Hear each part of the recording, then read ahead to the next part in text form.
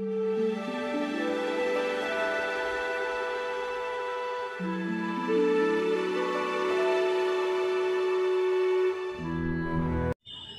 এখন পৌঁছে গেছি এই লাভপুরের, এটি হলো মা ফুল্লরা সতীপীঠ, তার গেটের সম্মুখে দাঁড়িয়ে আছি। আমরা এখন এই মুহূর্তে মায়ের মন্দির চত্বরে দাঁড়িয়ে আছি। সামনে মায়ের মন্দির, তার ডান দিকে আমরা পঞ্চম মন্দির আসন।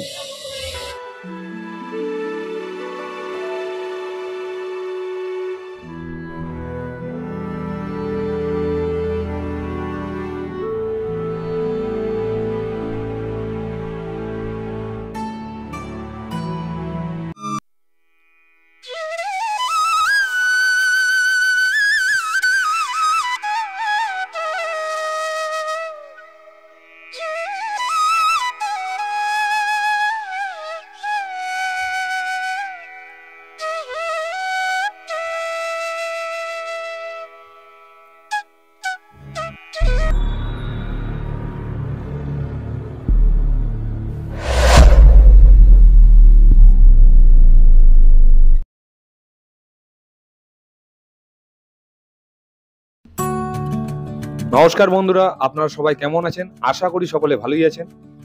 আমরা বিন্দাস জার্নির তরফ থেকে আরো একটা নতুন ভ্রমণের ভিডিও নিয়ে আপনাদের সামনে হাজির হলাম। আজকে আমি আর দাদা দুজনে মিলে আরো একটা ছুটির দিনে আরো একটা সতীপীঠ দেখার উদ্দেশ্যে আমরা বেরিয়ে পড়লাম। আমাদের যাত্রা কলকাতা থেকে শুরু হলো। আজকে আমরা যেই সতীপীঠটি দর্শন করতে যাচ্ছি, আমাদের এই ভিডিওর থাম্বনেল দেখে আপনারা অবশ্যই বুঝে গেছেন, তবুও আমরা বলে দিচ্ছি। আজকে আমরা যাচ্ছি এই পশ্চিমবঙ্গের বীরভূম জেলার লাভপুরের কাছে অবস্থিত সতীপীঠ ফুল্লরাম। এটি 51 সতীপীঠের একটি পীঠ। পৌরাণিক কাহিনী অনুসারে এখানে সতীর অধঃঅষ্ট পড়েছিল। এখানে অধিষ্ঠিত দেবী ফুল্লরা এবং ভৈরব হলেন বিশেষ। তাই আজ আমরা এগিয়ে চললাম বীরভূম জেলার লাভপুরের সতীপীঠ ফুল্লরার থানে। এখানে একটি তথ্য জানানো যাক, বাংলার 14টি শক্তিপীঠের মধ্যে 5টি সতীপীঠই রয়েছে এই বীরভূম জেলায়। শক্তি সাধনার পীঠভূমি এই বীরভূম। বীরভূমকে দেবীর কালীর চরণভূমিও বলা যেতে পারে। প্রাচীনকাল থেকেই এই জেলায় শাক্ত ধর্মের প্রভাব এতটাই প্রবল ছিল যে চৈতন্য মহাপ্রভুর সময়ও বীরভূমের শক্তি আরাধনাকারী বীরাচারী তান্ত্রিক সাধুরা দেবী গৌরীকে ছেড়ে গৌর অনুগামী হননি। চৈতন্য লীলা কীর্তন রচনাকার বৃন্দাবন দাসের লেখায় বীরভূম সম্পর্কে মহাপ্রভুর মুখ দিয়ে সেখানে বলানো হয়েছে, ভক্তি শূন্য সর্বদেশ না জানে কীর্তন, কারো মুখে নাহি কৃষ্ণ নাম উচ্চারণ। বীরভূমে জন্মগ্রহণ করে বৈষ্ণব প্রভু নিত্যানন্দ নিজে ভক্তিরসের জোয়ারে ভাসলেও শাক্তদের ভাসাতে পারেননি। লালমাটির পীঠস্থানগুলিতে বরাবর শক্তির পূজারীদের প্রাধান্য ছিল, আজও তা বর্তমান। তাই আজ তো আমরা এই সতীপীঠ মায়ের মন্দির দর্শন করতে যাচ্ছি। আমরা তো এই সতীপীঠ মায়ের মন্দির দর্শন করব, আপনারাও আমাদের সাথে থাকুন আর এই সতীপীঠ মায়ের মন্দির দর্শন করুন। এবার আপনাদের বলে দিই, আপনারা এই সতীপীঠ মায়ের মন্দিরে যাবেন কিভাবে। যারা ট্রেনে করে যাবেন তারা হাওড়া কিংবা শিয়ালদহ থেকে যে কোনো বীরভূমগামী ট্রেনে উঠে আপনাদের কাছাকাছি রেল স্টেশন আহমেদপুর নামতে হবে। সেখান থেকে আপনাদের অটো কিংবা টোটো রিজার্ভ করে আপনারা এই মায়ের মন্দিরে যেতে পারবেন। সেই ক্ষেত্রে ভাড়া লাগবে 1 থেকে 150 টাকা। আর এছাড়াও আপনারা বোলপুর থেকেও খুব সহজে এই মায়ের মন্দিরে যেতে পারবেন। বোলপুর বাস স্ট্যান্ড থেকে অনেক বাস আপনাদের লাভপুরগামী যায়, সেখানে থেকে বাসে উঠে আপনাদের লাভপুর বাস স্ট্যান্ডে নামতে হবে। লাভপুর থেকে আপনাদের অটো কিংবা টোটো করে খুব কাছেই এই মায়ের মন্দির। আর আপনাদের একটা কথা সবসময় বলবো, এই সতীপীঠ মায়ের মন্দিরে আসলে পাবলিক ট্রান্সপোর্টে গেলে কিন্তু কিছুটা অসুবিধা হলেও হতে পারে। আর যারা নিজস্ব গাড়ি নিয়ে আসবেন তাদের খুব সুবিধে। এই যে দেখুন সামনেই এই যে তোরণটা, এই সামনেই বাস স্ট্যান্ড, এখানে নামিয়ে দিয়ে ভিতর থেকে আপনাদের এই 1 থেকে 1.5 কিলোমিটার ভিতরেই মায়ের মন্দির। আমরা মায়ের মন্দিরের সামনে চলে এসেছি। আমরা এই ভিডিওর ডেসক্রিপশন বক্সে মায়ের মন্দিরের গুগল ম্যাপের লিঙ্কটি দিয়ে দেবো, সেটি দেখেও আপনারা মায়ের মন্দিরে চলে আসতে পারবেন। আমরা এখন একদম মায়ের মন্দিরের গেটের সামনে চলে এসেছি।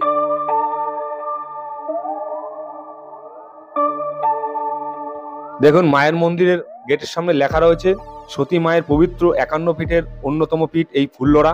এই স্থানে দেবীর অধঃঅষ্ট পড়িয়াছে।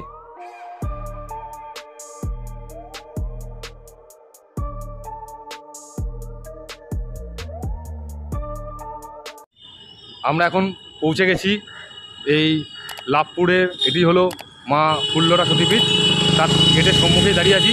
তো চলুন এবার ভিতরে গিয়ে মন্দির এবং মাকে দর্শন করি। চলুন আমরা দর্শন করি, সঙ্গে থাকুন। মায়ের মন্দিরের মূল প্রবেশদ্বার দিয়ে এবার আমরা ভিতরে প্রবেশ করলাম।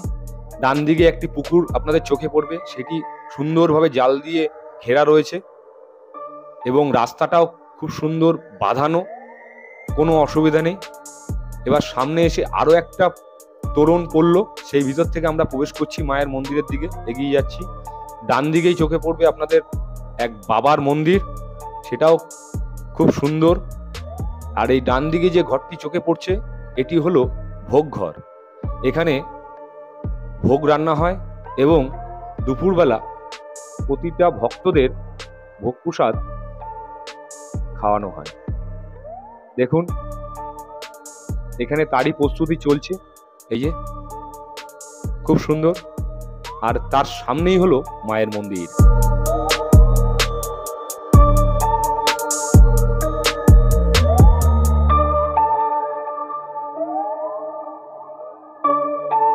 আমরা এখন এই মুহূর্তে মায়ের মন্দির চত্বরে দাঁড়িয়ে আছি। সামনে মায়ের মন্দির, তার ডান দিকে আমরা পঞ্চম মন্দির আসন। আবার এগিয়ে চলবো মায়ের মূল মন্দিরের দিকে, কর্মগের দিকে। আমাদের সঙ্গে আসুন।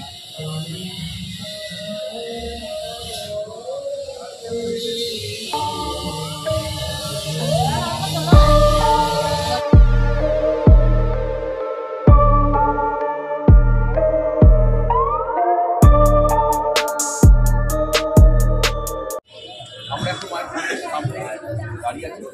মায়ের মন্দিরের জায়গা, সামনে আমরা হারিকা, সামনে আমরা এখানে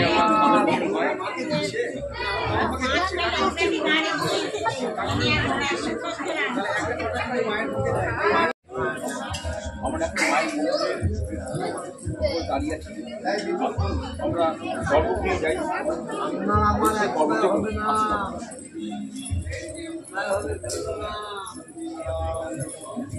আমরা এখন মায়ের মূল মন্দিরের ভিতরে প্রবেশ করছি।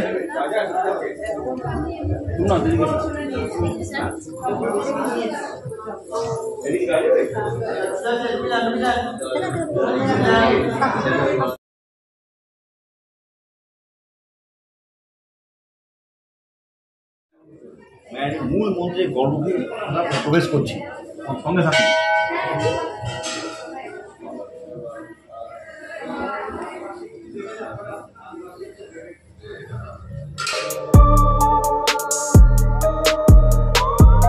মন্দিরের ভিতরে গর্ভগৃহে মায়ের যে শিলাখণ্ডটি রয়েছে সেই শিলাখণ্ডটি অনেকটা ওষ্ঠাকৃতির। এই শিলার রং টুকটুকে লাল, আলাদা করে দেবীর কোনো বিগ্রহ এখানে নেই। এই মন্দিরে পান্ডার কোনো ঝামেলা নেই। এখানে আসলে আপনারা শান্তি মনে সুন্দরভাবে মায়ের পুজো দিতে পারবেন। প্রত্যেকটি সতীপীঠ বা শক্তিপীঠে দেবী এবং ভৈরব প্রতিষ্ঠিত থাকে। দেবী হলেন সতীর রূপ আর ভৈরব হলেন দেবীর স্বামী। এখানে সতীর রূপ হলেন ফুল্লরা এবং ভৈরব হলেন বিশ্বেশ।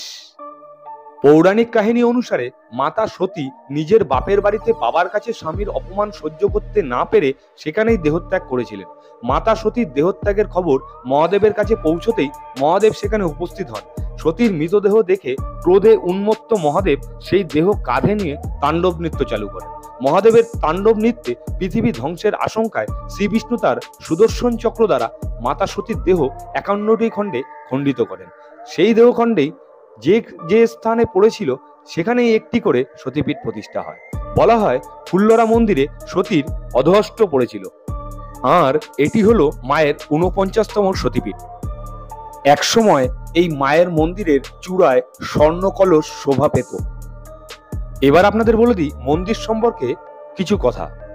প্রচলিত জনশ্রুতি অনুসারে কৃষ্ণানন্দগিরি কাশীর মণিকর্ণিকা ঘাটে ঈশ্বর সাধনা করতেন। এক মাঘী পূর্ণিমায় তিনি লাভপুরে এসে মা ফুল্লরা দেবীকে দেবী দুর্গা রূপে পূজা করার জন্য স্বপ্নাদেশ পেয়েছিলেন। মায়ের আদেশে তিনি দুর্গম পথ পেরিয়ে মহাষ্টমীর সন্ধিক্ষণে এসে দেবীর পুজো করে সিদ্ধি লাভ করেন। তিনি মাঘী পূর্ণিমার দেবীর স্বপ্নাদেশ পেয়েছিলেন বলেই এই সময় 10-12 দিন ব্যাপী মেলা হয় এখানে। ফুল্লরাকে নিয়ে গবেষক প্রণবচন্দ্র চট্টোপাধ্যায়ের তথ্য অনুযায়ী 742 সালে বেদগর্ভ তৎকালীন বঙ্গাধিপতি আদিসুরের কাছ থেকেই বডগ্রাম পেয়েছিলেন। তার পুত্র বশিষ্ঠ পেয়েছিলেন শীতল গ্রাম, যা বর্তমানে শীতল গ্রাম।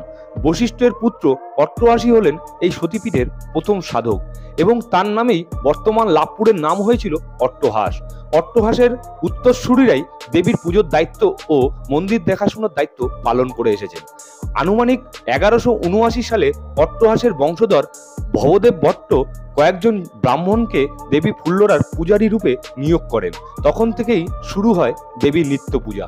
এর প্রায় 2 দশক পরে এই ব্রাহ্মণেরদেরই বংশধর দীনমণি মিশ্র বাহাদুরদের আমলেই প্রাচীন ফুল্লরা মন্দিরটি ধ্বংস হয়ে যায়। বর্তমান মন্দিরটি 1895 সালে 1302 বঙ্গাব্দে যাদবলাল বন্দ্যোপাধ্যায় নির্মাণ করেন। প্রধান মন্দিরের সামনে রয়েছে বড় মঞ্চ, সামনে রয়েছে দুটো শিব মন্দির, দেখতেই পাচ্ছেন ডান দিকে এই হলো একটি শিব মন্দির, আর বাম দিকে আরো একটি শিব মন্দির। আর সামনে এই যে সামনে রাস্তাটি সোজা দেখতে পাচ্ছেন, এই সামনে থেকে কিছুটা এগোলেই সিঁড়ি নেমে গেছে দিঘিতে। এই দিঘির নাম দেবীদহ বা দলদলি। প্রচলিত জনশ্রুতি অনুসারে যখন শ্রীরামচন্দ্র দুর্গাপুজোর আয়োজন করেছিলেন, তখন হনুমান এই দিঘি থেকেই 108টি পদ্মফুল তুলে এনেছিলেন। লোকমুখে শোনা যায় প্রতি বছর দুর্গাপুজোর আগে সেই জলাশয়ের উত্তর পূর্ব দিক থেকে ভেসে আসে একটি অদ্ভুত শব্দ, যা শোনার পরই শুরু হয় দেবীর সন্ধি পুজো।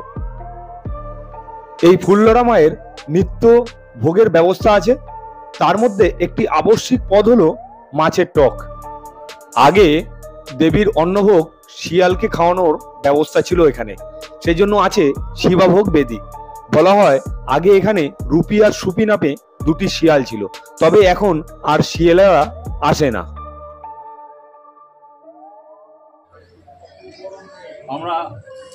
আপনারা আমাদের সঙ্গে আপনার মায়ের মন্দির দেখছেন, মায়ের মূর্তি দেখেছেন, নাম মন্দির দেখেছেন, মায়ের যে পুষ্করী তাই দেখেছেন।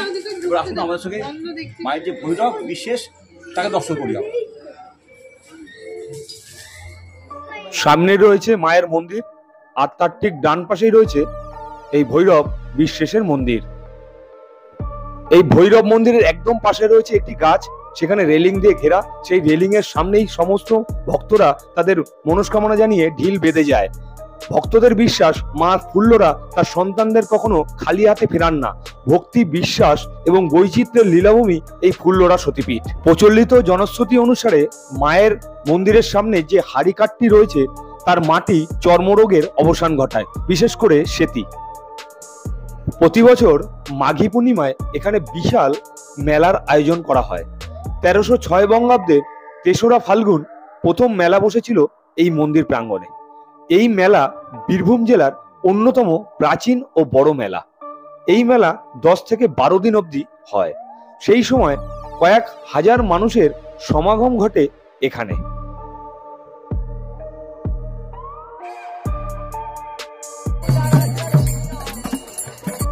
আজও আউল, বাউল, পীর, দরবেশের গানে মুখর হয়ে ওঠে এই মন্দির প্রাঙ্গণ। সব মিলিয়ে মন্দির প্রাঙ্গণটি বৈচিত্র্যে ভরা এক পীঠভূমি। আর এই পীঠভূমিতেই যাকে ঘিরে সবকিছু আবর্তিত, তিনি হলেন দেবী মা ফুল্লরা।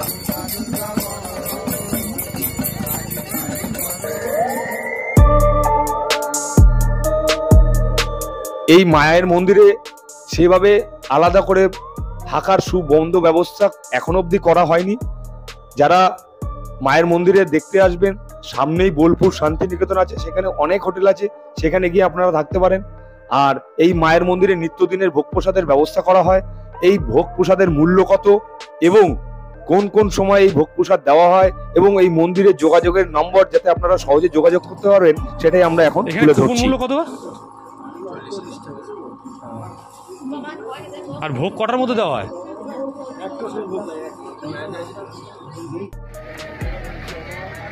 আমরা জিজ্ঞেস করে যা জানতে পারলাম, এখানে দুপুর 1টার সময় ভোগ প্রসাদ দেওয়া হয়। দেখুন সবাই ভোগ প্রসাদ নিতে বসে গেছে। এইখানে দেবীর অন্নভোগে থাকে ভাত, ডাল, তরকারি, আর তার সাথে অবশ্যই থাকে মাছের টক। যা খেতে খুবই সুস্বাদু। আপনারা যারা আসবেন দূর থেকে মায়ের মন্দির দর্শন করতে, মাকে পুজো দিতে, তারপর আমরা এই দেওয়া নাম্বারে আপনারা যোগাযোগ করে কুপনটা আগে থেকে সংগ্রহ করলে খুব ভালো হয়। না হলে দিনের দিনও 10টার মধ্যে আপনারা কুপন নিয়ে নেবেন। এবার আমরা এই মা ফুল্লরা সতীপীঠ মায়ের মন্দিরের প্রধান পুরোহিতের মুখ থেকে মায়ের মন্দিরের কিছু কথা শুনে নেব। সবথেকে উন্নত মানের জায়গা। মায়ের এখানে অথ অষ্ট করেছিল, নিম্ন অষ্ট করেছিল। তো আজ থেকে 650 বছর আগে মাকে পাওয়া গিয়েছে। আচ্ছা, 25,000 বছর আগে মায়ের এই দেহটি 51টি খণ্ডে খণ্ডিত হয়েছে। আর মায়ের যে দেহটা 51টি মহাপীঠের সৃষ্টি হয়েছে সেটা হচ্ছে 650 বছর আগে। 650 বছর পরে যখন মায়ের 50টা প্রতিষ্ঠা হয়ে গেল, একটা বাকি থাকবে, সেটা হচ্ছে এইটা। 1 বছর পরে যখন মা দেখলেন যে আমারটা প্রতিষ্ঠা হলো না, মায়ের নিম্নষ্ট প্রতিষ্ঠা হলো না, তখন মা কাশীর 4জন পুরোহিতকে সব আদেশ দেন। হ্যাঁ, তো কাশীর 4জন পুরোহিত, ওনাদের নাম হচ্ছে কৃষ্ণানন্দগিরি মহারাজজি, রঘুবর গোস্বামী, কালিকানন্দ ব্রহ্মচারী, এবং ওনাদের সঙ্গে একজন মহিলা ছিলেন মনমোহিনী দেবী। ওনারা 4জনাই একই স্বপ্ন মিলে যায়, বহু চিন্তায় পড়ে। মা ডিটেলস ঠিকানা দিয়ে দেন। আমি যেমন কথা বলছি আমার সঙ্গে, এইভাবে মা স্বপ্নে কথা বলে দেবে, অমুক জেলায়, অমুক গ্রামে, অমুক জায়গায় আমার এই অংশ পড়ে রয়েছে, তোর আগে প্রতিষ্ঠা কর। ওনারা খুব চিন্তা ভাবনা করে 7 দিন কাটান। 7 দিন চিন্তা ভাবনা করার পর ওখান থেকে রওনা দেন। ওখান থেকে চিন্তা ভাবনা করে রওনা দেওয়ার পরে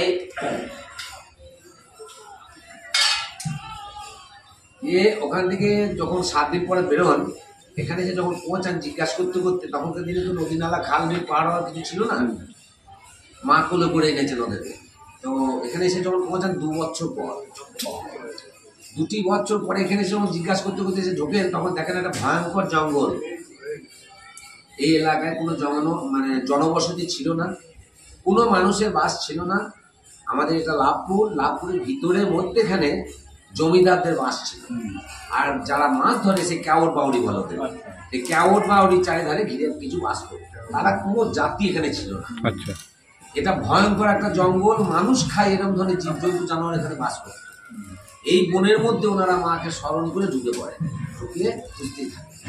আশপাশ গ্রামে ভিক্ষা করে নিয়েছে, নিজেদের জীবিকা অর্জন করে। এবার সেইভাবে ঘুরতে ঘুরতে ঘুরতে ঘুরতে সেও আমার 1 বছর কেটে যায়, মায়ের দেখার পান না। ঘুরতে ঘুরতে ঘুরতে ঘুরতে ঠিক এরকম পজিশনে, এই যে মায়ের শিব মন্দিরের এই রাস্তাটা আছে, এখানটা করে এরকম পজিশনে ঘুরতে ঘুরতে তখন দেখেন মা যেখানে আছে ওইখানে করে কয়েকটা লাল ফুল করে আছে। মা যখন দেখলেন যে আমাকে আর খুঁজে পেল না, তখন মা নিজেই দেখা দিলেন কিরকম ভাবে ফুল দিয়ে। এটা হচ্ছে আদি অট্টহাস। আমি যেটা চণ্ডীপাঠে পড়ছি, এটা হচ্ছে আদি অট্টহাস। এইটাই হচ্ছে অট্টহাস। ওইখানে নিরলে যেটা আছে বর্ধমান ডিস্ট্রিক্টে, ওটা হচ্ছে গ্রামটার নাম অট্টহাস। ওটা মহাপীঠ নয়, ওটা হচ্ছে আদ্যাপীঠ, সিদ্ধপীঠ, ডাকাতগা সাধনা করত। আচ্ছা আচ্ছা, এটা আমাদের রেকর্ড। 35 বছর আগে ওটা কেস হয়েছিল, হাইকোর্ট থেকে ওটা স্টে করে দিয়েছিল, আবার নতুন করে খুলেছে পাঁচের ক্ষমতা। এবার কথা হচ্ছে, এইবার সেই জায়গায় মা, উনি তখন দেখলেন ওখানে কটা লাল ফুল পড়ে আছে, চলো তো যাই দেখি। দেখার পরে তখন গিয়ে দেখেন যে হ্যাঁ, টাটকা 5টা লাল জবা ফুল পড়ে আছে। কৃষ্ণানন্দগিরি মহারাজজি বলেন, 1 বছর হয়ে গেল, এখানে কোনো ফুলের গাছ আমরা দেখি নাই এবং কোনো জনমানুষকে দেখি নাই। ফুল কোথা থেকে? ফুলটাকে ছোঁয়ার সঙ্গে সঙ্গে কারেন্টে শর্ট মারার মতো অজ্ঞান হয়ে যায় এবং মা সঙ্গে সঙ্গে ওনার উপরে চাপে। মা আবার বলে দেন, আমার এইটাই সেই অংশ, আমার এই মুহূর্তে পুজো হবে, আমার এই ভোগ হবে। পুজোর সাজেশন দেওয়ার পরে উনি মাকে আবার ছেড়ে দেন, ওনাকে ছেড়ে দেন। উনি তখন জ্ঞান ফিরে উঠে সঙ্গে সঙ্গে 4জনাই যুক্তি করে মাটি মেখে মাছের কঞ্চি দিয়ে ছিটেবেলা বলে 3 ফুট মতো একটা ঘর করে তাল পাতার ছাউনি দিয়ে ওই জায়গাতেই মাকে প্রতিষ্ঠা করে। 650 বছর আগে। 300 বছর এইভাবে কেটে যায়। 300 বছর পরে সেই মাকে পূর্ণিমার দিন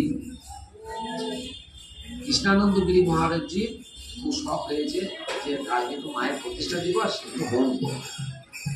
তারপরের দিন বেলা 9:30টার সময় হোম করছেন, 4জনাতে মিলে হোম করছেন, ভিক্ষা শিক্ষা করে জোগাড় করেছেন, হোম করছেন। এরকম অবস্থায় দূর থেকে গিয়ে দেখে বনের মধ্যে আগুন জ্বলছে। তখনকার দিনে বনের মধ্যে আগুন জ্বললে গুপ্তচর বা চোর ডাকাত ভাবত। এই ভেবে উনি জমিদার মশাইয়ের খবর দেন। জমিদার মশাই তখন সঙ্গে সঙ্গে লেটেনদেরকে নিয়ে এসে ওনাদেরকে ঘিরে ফেলান বনের মধ্যে। ওনারা 4 জনে জোড়াত করে দাঁড়িয়ে পড়েন। এখানে কি হচ্ছে? জমিদার মশাই এখানে ঢুকে চার্জ করেন, এখানে কি হচ্ছে? তখন তো জমিদারদের বিচার ছিল মৃত্যুদণ্ড, বনের মধ্যে ধরা পড়ছে। তো বলছে, বাবু আমরা কাশি থেকে এসেছি, মায়ের সর্বাদেশ অনুসারে এখানে এসেছি, মাকে এখানে পেয়েছি, প্রতিষ্ঠা দিবস আজকে মায়ের, তাই মায়ের একটু হোম করছি। মা কোথায়? মা প্রমাণ দিতে হবে কোথায় মা আছে। বলছে প্রমাণ আমরা কি দেবো? মা নিয়ে এসেছে, মা দেবে প্রমাণ। হ্যাঁ, তখন 4 জনায় বসে মাকে যেখানে প্রতিষ্ঠা করেছেন, 4 কোণে 4 জনা বসে জব করতে লাগে। বেশি টাইম 5 থেকে 7 মিনিট জব করতে করতে মায়ের ওই যেখানে অংশটা রয়েছে ওইখানে জায়গাটা 1 মিনিট ফেটে মাটি ফাঁক হয়ে যায়, ফটফট করে ফেটে মাটি ফাঁক হয়ে যায়। ফাঁক হয়ে যাওয়ার সঙ্গে সঙ্গে মায়ের ওখানে একটা লাল রং দেখতে পাই।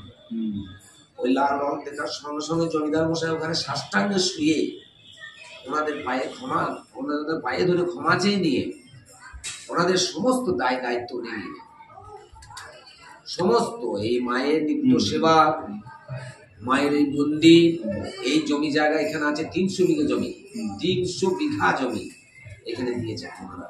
এই মন্দির যা ট্যাকচার দেখছেন ওনাদের সহিত তৈরি, এই স্টিলের গেটটা বাদ দিয়ে। স্টিলের গেট এসব এখন তৈরি হচ্ছে, মানে ওই সময় বানিয়ে দিয়েছিলেন ওনারা সব বানিয়ে দিয়ে গেছেন। এই যে পুরোনো যা দেখছেন এর 411 বছর আগে এইগুলা, এই ও আচ্ছা আচ্ছা আচ্ছা আচ্ছা আচ্ছা। ওনারা সব তৈরি করে দিয়ে গেছেন। হ্যাঁ, এবং নাট মন্দিরও তাই সব, নাট মন্দির, মায়ের মন্দিরটা তো আসল, মানে নাট মন্দিরটাও 400 বছরের।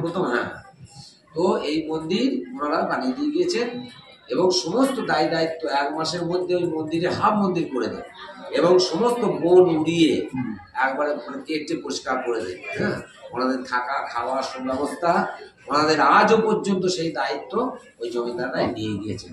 এই জমিদার কমিটি চলছে, পার্টি জুটি দিয়েছে, মেনটেন্স করছে। আচ্ছা, আপনার নাম জানতে জানাবো? আমার নাম হচ্ছে দীনেশ চ্যাটার্জি, মায়ের অনেক আপনি অসুস্থ শরীর নিয়েও আপনি হ্যাঁ, হ্যাঁ। বললেন, আমরা অসম্ভব কৃতার্থ মানে। আজকের মতো ভিডিওটি আমরা এখানেই শেষ করছি। আশা করছি আজকে আমাদের এই ভিডিওটি আপনাদের ভালো লেগেছে। আর যদি ভিডিওটি ভালো লেগে থাকে তাহলে অতি অবশ্যই ভিডিওটিকে একটি লাইক করবেন আর কমেন্টস করে অবশ্যই জানাবেন ভিডিওটি কেমন লাগলো, আর বন্ধুদের মাঝে শেয়ার করে ভিডিওটি দেখার সুযোগ করে দেবেন। আর আমাদের চ্যানেলটিকে সাবস্ক্রাইব করে পাশে বেল আইকনটি টিপে দেবেন, যাতে এরকম নিত্য নতুন ভিডিও আমরা ইউটিউবে দিলে তার নোটিফিকেশন সর্বপ্রথম আপনার মোবাইলে পৌঁছে যায় এবং আপনারা ভিডিওটি দেখে নিতে পারেন। তাহলে আজকের মতো আমাদের এখানেই বিদায়, আবার দেখা হবে অন্য কোনো নতুন ভিডিওতে। ততক্ষণ আপনারা ভালো থাকবেন, সুস্থ থাকবেন। আর বিন্দাস জানির তরফ থেকে সর্বশেষ একটাই কথা, বিন্দাস থাকুন, বিন্দাস ঘুরুন।